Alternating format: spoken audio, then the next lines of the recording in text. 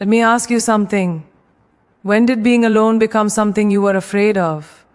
When did silence start sounding like failure? Because the truth is this, most people never discover who they are, because they're too busy following who everyone else is. Walking alone is not weakness. Walking alone is power. And today I want to show you why.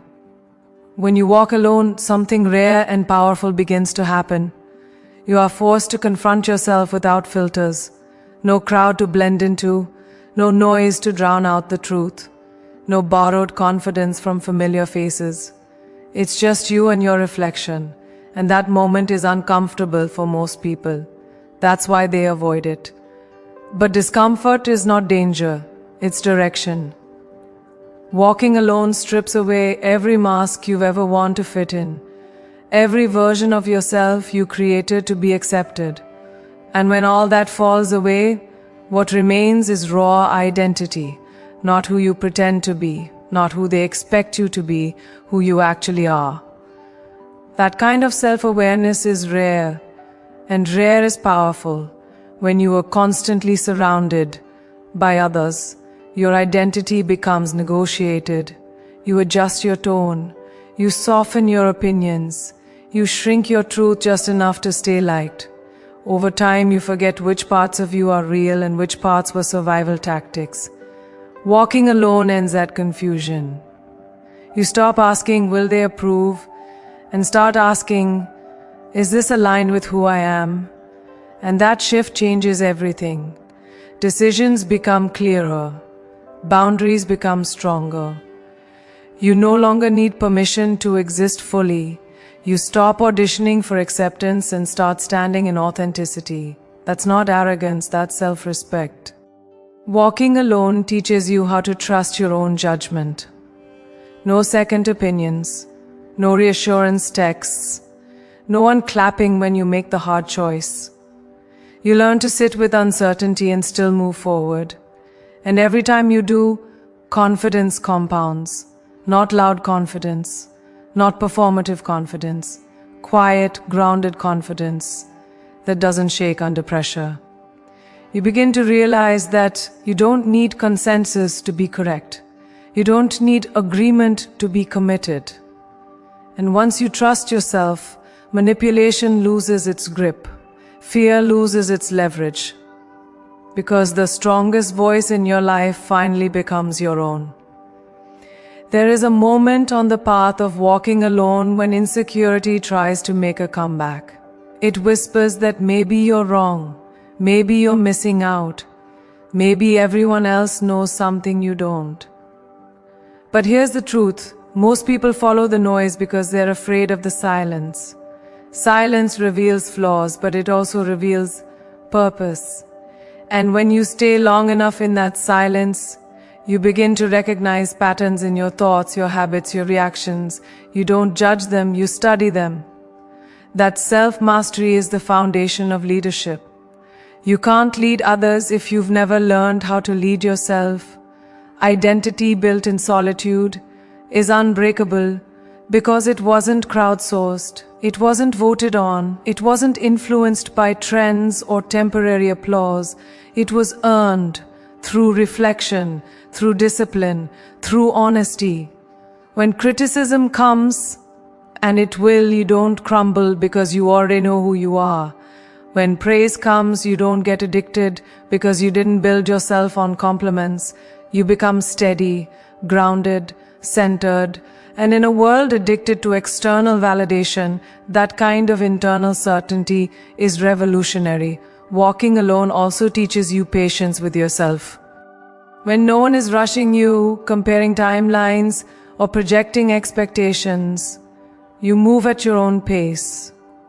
You stop measuring your worth by speed and start measuring it by alignment. You realize that becoming takes time, and that's not a weakness. That's wisdom.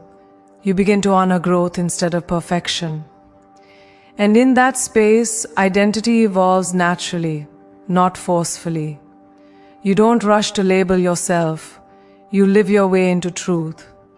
And that truth becomes your compass, guiding every decision, every relationship, every risk you take from that point forward. So if you feel alone right now, understand this. You are not lost. You are being introduced to yourself. This is where identity is forged, confidence is born, and purpose begins to breathe. Walk the path. Stay with yourself. Because once you know who you are, nothing and no one can ever take that power away from you. Most people don't realize how crowded average really is. It's loud, it's busy, it's comfortable, and it's filled with people convincing each other that comfort is the same thing as happiness. When you choose to walk alone, you step out of that noise. You step away from familiar conversations, familiar routines, familiar limits, and suddenly you feel exposed. That exposure is not a mistake. It's the moment you begin separating from the pack. Average survives by blending in. Walking alone demands that you stand out, even when your legs are shaking and your voice feels unsteady. That decision alone puts you ahead of most people, because most people would rather be accepted than be exceptional. The crowd will always reward what's familiar. They clap for what they recognize. They celebrate what feels safe. That's why extraordinary paths rarely come with instant approval. When you start walking alone, you notice how often people question you, not because your vision is wrong, but because it threatens their comfort. Your independence becomes a mirror, reflecting what they were too afraid to pursue. And instead of asking themselves hard questions, they try to pull you back into what they understand. This is where many people turn around. They mistake resistance for a sign to stop. But resistance is often proof that you're moving beyond average thinking. Walking alone forces you to redefine success on your own terms. When you're surrounded by others, it's easy to measure your progress by their milestones, their promotions, their timelines, their definitions of making it. But once you step away, comparison loses its power. You stop racing and start building. You realize that success isn't about speed, it's about direction. And direction becomes clear only when you're not distracted by everyone else's path. This is where vision sharpens.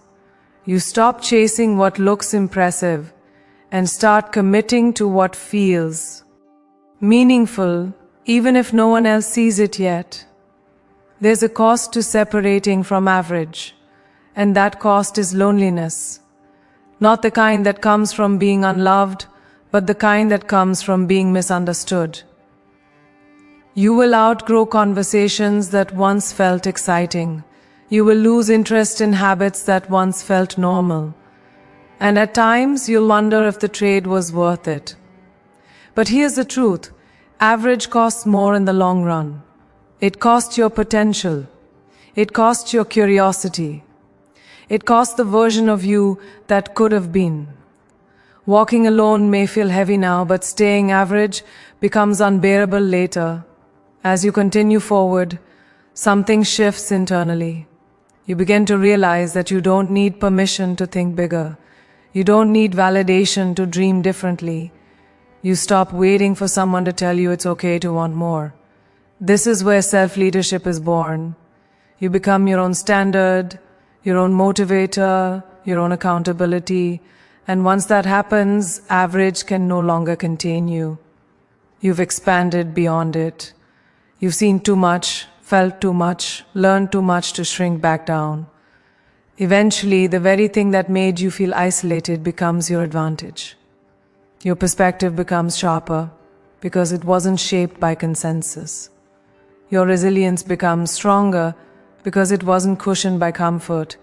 You develop a hunger that can't be satisfied by mediocrity and a discipline that doesn't rely on praise. People will look at your life one day and call it overnight success, never realizing how many quiet steps you took alone, how many moments you chose discomfort over conformity, how many times you kept walking when average begged you to stay. So if you feel like you're drifting away from the crowd, don't panic, pay attention. That distance is not rejection, it's elevation. You are not losing people, you are losing limits. Keep walking. Because the moment you separate from average is the moment you step into the life you were never meant to blend into. When you walk alone, there is no safety net beneath you. No one to catch you when motivation disappears. No one to blame when things don't go as planned. And that is exactly where mental discipline is born. Discipline is not created in moments of excitement, it is forged in moments of resistance. Walking alone places you face to face with resistance every single day. The resistance to quit, the resistance to delay, the resistance to choose comfort over commitment. And every time you push through that resistance without an audience, your mind becomes stronger. Not louder, stronger. You stop relying on emotional highs and start operating from inner control. At first, your mind will rebel. It will crave distraction. It will search for excuses. It will replay old habits that once kept you comfortable. Walking alone removes the external structures that used to hold you accountable.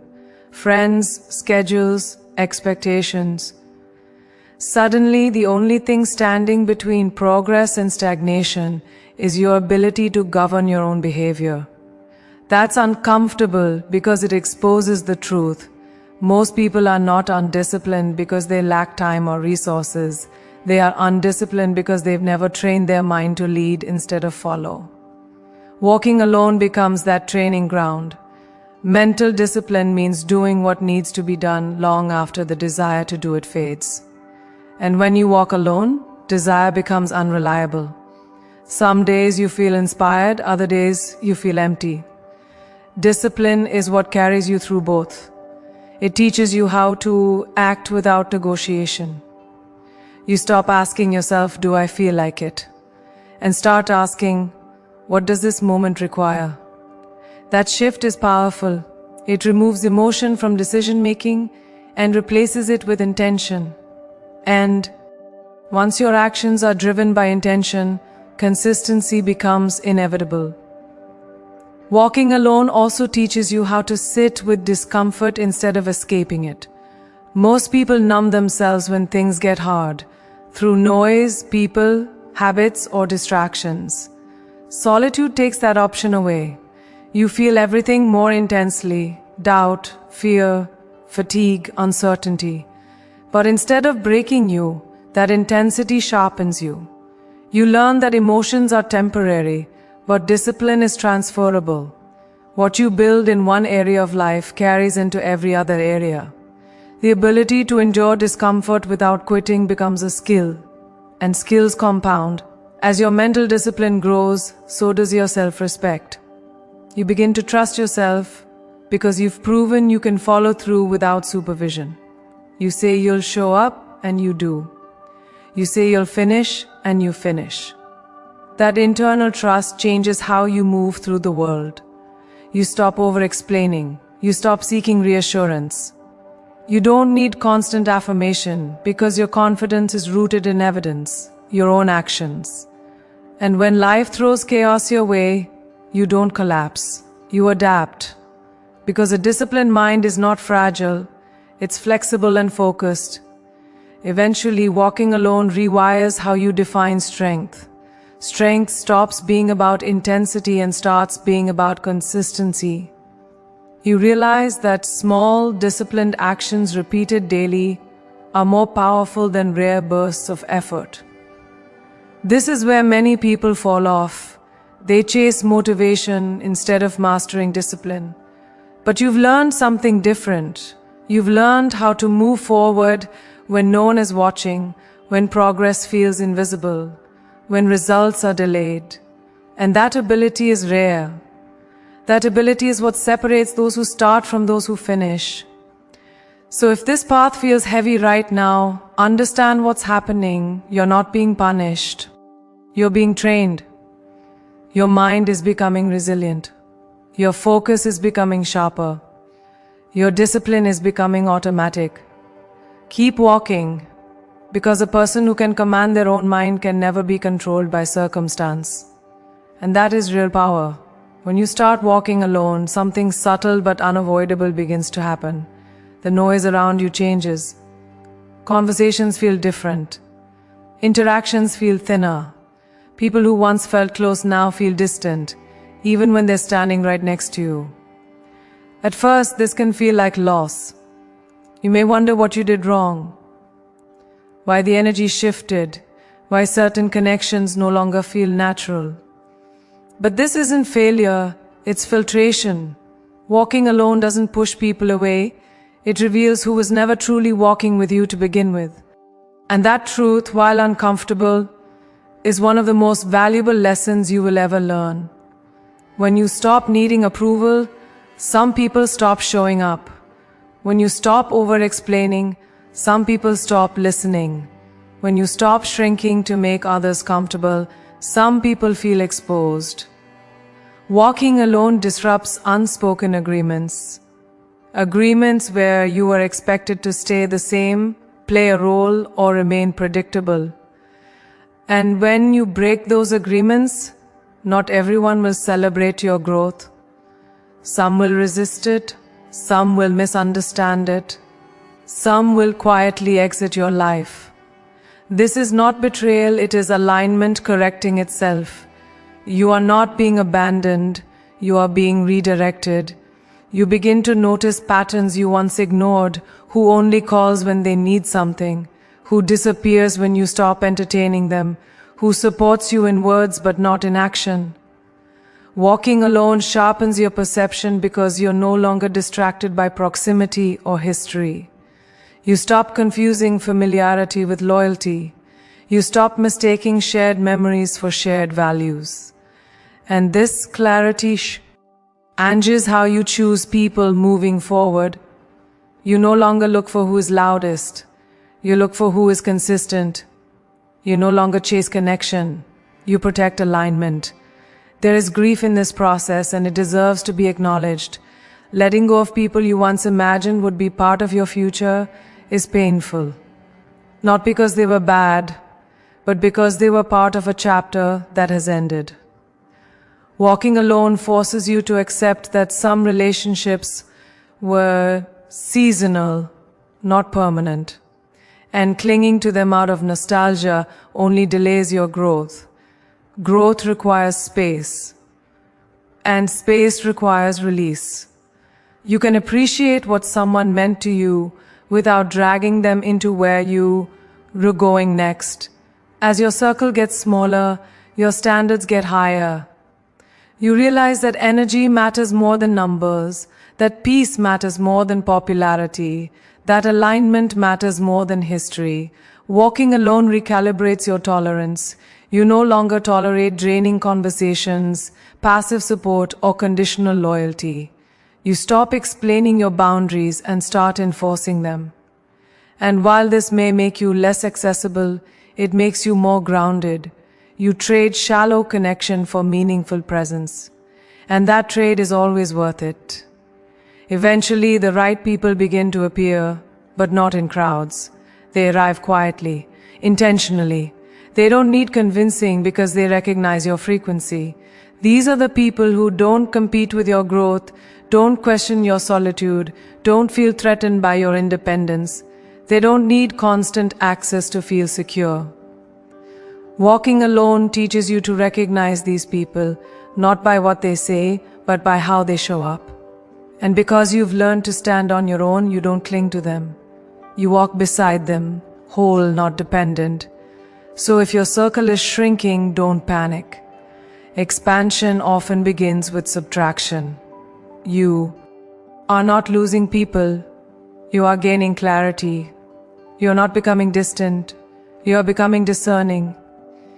Keep walking, because the path you're on doesn't require many companions, only the right ones. And now you finally know the difference. When you walk alone, the first thing you notice is the quiet, not just around you, but inside you. The constant noise of opinions fades. The pressure to explain yourself dissolves. And in that silence, something begins to surface that most people never hear clearly. Purpose. Purpose doesn't announce itself with fireworks. It doesn't beg for attention. It waits patiently beneath the noise, and walking alone finally gives it room to rise. This is where you stop reacting to life and start listening to it. Not to trends, not to expectations, to that deep, steady pull that has been with you longer than fear ever has.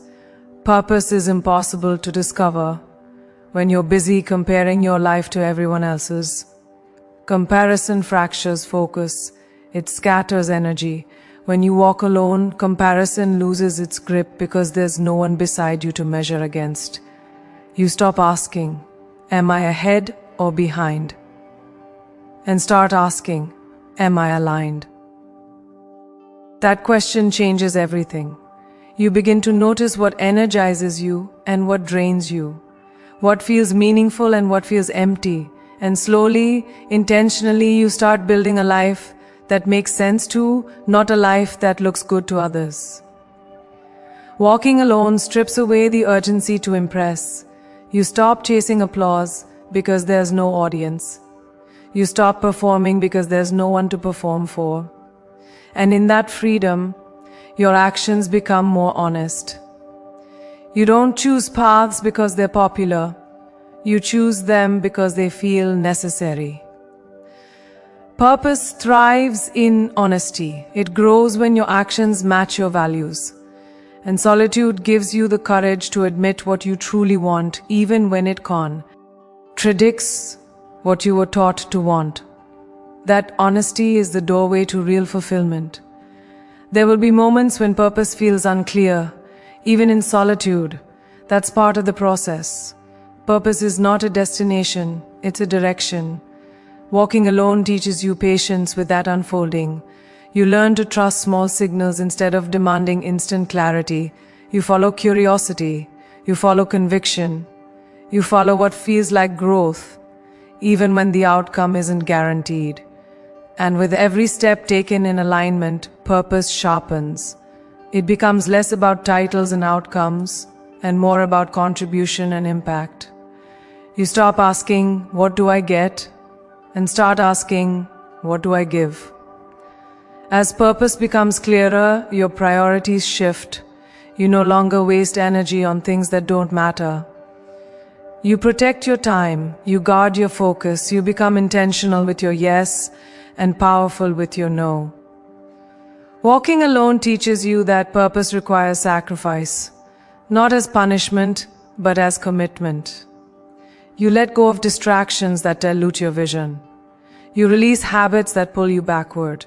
And in doing so, your life begins to feel lighter, not heavier, because alignment removes internal conflict. You're no longer fighting yourself. Eventually, purpose stops feeling like something you're searching for and starts feeling like something you're living. It shows up in how you speak, how you work, how you treat others, how you handle adversity. Walking alone has given you the clarity to move with intention instead of impulse.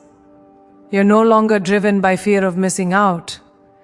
You're guided by fear of missing yourself. And that awareness becomes your compass. No matter how uncertain the road ahead may be, you know why you're walking. So if the path feels quiet right now, don't rush to fill it. That silence is sacred. That solitude is intentional. This is where purpose is born, not in crowds, not in noise, not in comparison, but in the courage to walk alone long enough to hear your own calling clearly. Stay the course. Because once purpose finds you, every step you've taken will finally make sense. Walking alone does not protect you from pain. It introduces you to it in its rawest form. When you remove distractions, when you step away from comfort, when you stop leaning on people for emotional cushioning, pain becomes impossible to avoid. It shows up in the quiet moments, in the unanswered questions, in the nights where doubt feels heavier than hope. But pain is not the enemy here. Pain is the instructor. Most people spend their lives running from it, numbing it or disguising it. Walking alone forces you to face it directly, and in doing so, you begin to understand its purpose. Pain arrives not to break you, but to wake you up. There is a moment in solitude where pain asks you a question: will you let this define you, or will you let this refine you? That moment is critical, because pain, when left unexamined, becomes bitterness. But pain, when confronted with awareness, becomes wisdom. Walking alone gives you the space to process instead of react. You stop rushing to escape discomfort and start extracting meaning from it. You begin to see patterns, what hurt you, why it hurt, and what it's trying to teach you. That level of emotional intelligence doesn't come from advice, it comes from experience endured consciously. As you continue forward, you realize that every painful moment has been shaping you quietly. Rejection teaches discernment. Failure teaches humility. Loneliness teaches self-sufficiency. Loss teaches appreciation. None of these lessons feel gentle while they're happening, but they are precise. Pain cuts away illusions. It removes dependency. It strengthens emotional muscle. And because you're walking alone, there's no one to distort the lesson or soften the truth. You receive it fully. And what is received fully can be transformed fully. Walking alone also changes how you relate to your past wounds. Instead of seeing them as scars to hide, you begin to see them as evidence of survival. You stop asking, "Why did this happen to me?" and start asking, "What did this give me?" That shift is powerful. It turns victimhood into agency. You realize that resilience is not something you're born with. It's something you earn through repeated exposure to adversity without surrender. Pain becomes less intimidating because you've learned that you can endure it and still move forward. Eventually, something unexpected happens. You become grounded, calm, centered. Not because life stopped being hard, but because you stopped being fragile. Walking alone taught you how to carry weight without collapsing, how to feel deeply without being consumed, how to stand in uncertainty without losing yourself. Pain no longer controls your decisions, it informs them. You don't rush into connections to avoid loneliness. You don't chase validation to soothe insecurity. You don't fear struggle because you've survived it before. This is where pain completes its transformation. It turns into empathy, into strength, into quiet authority. People can feel it when you speak, not because you're loud, but because you're real. You've lived what you're saying. You've walked through fire without an audience, and that authenticity resonates. Walking alone didn't harden you, it refined you. It didn't make you cold, it made you clear. And clarity is power. So if you're hurting right now, don't assume something has gone wrong. Pain is not a detour, it's part of the path. Let it shape you, not shrink you. Let it teach you, not trap you. Keep walking, even when it's heavy, because one day you'll realize the pain you survived alone became the strength you stand on forever.